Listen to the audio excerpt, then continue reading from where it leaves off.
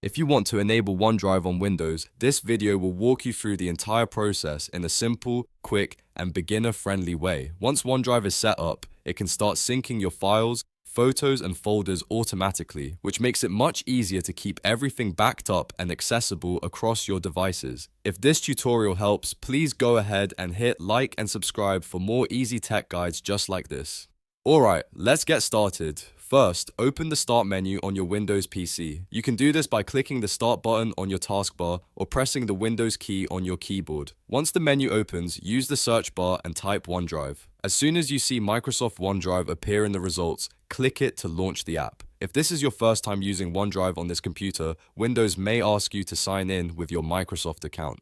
This is the account that will be connected to your OneDrive storage, so enter your email address and password carefully, then continue through the sign-in process. If you already have a Microsoft account signed in on your device, Windows may move you forward automatically. After you sign in, OneDrive will begin the setup process. This is where you connect OneDrive to your Windows device so it can start working in the background. In some cases, you may be asked to choose the location for your OneDrive folder. If that happens, you can keep the default location or change it if you want your files stored somewhere specific on your PC.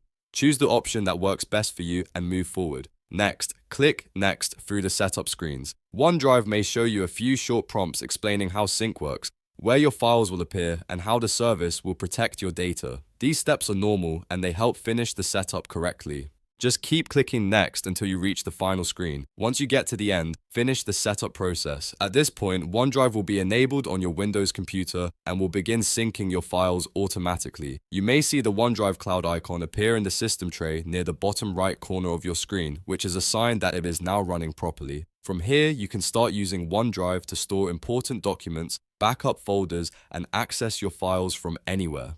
It's a very useful tool if you want extra security for your data or if you use multiple Windows devices and want everything to stay in sync. And that's it. You've now enabled OneDrive on Windows and completed the setup process. If this video helped you out, make sure to like the video, subscribe to the channel, and turn on notifications so you never miss the next tutorial. Thanks for watching, and I'll see you in the next one.